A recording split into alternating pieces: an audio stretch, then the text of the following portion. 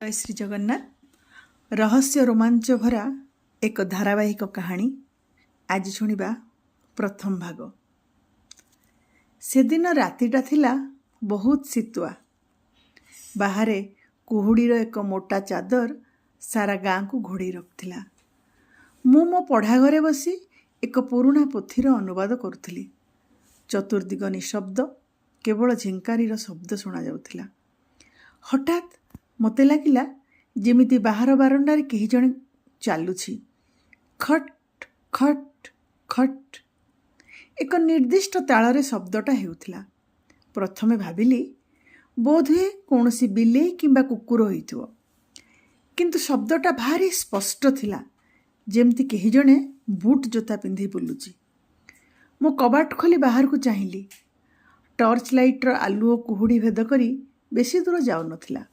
बारंडारे केही नथिले, किंतु चट्टाण उपरे कादुअर किछि पादचिह्न थिला। सेही पादचिह्न गुड़िक मो कबाट पाखरु आरंभ होई बगीचा आड़कू जाइथिला। आश्चर्यर कथा हेउछि, सेही पादचिह्न गुड़िक साधारण मनिषर पादठारु बहुत बड़ थिला।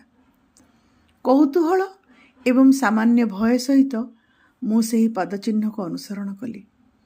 बगीचार शेष मुंडरे थिबा एक पुराणा बरगछ पाखरे पादचिह्न गुड़िक हठात अदृश्य हो जाइथिला।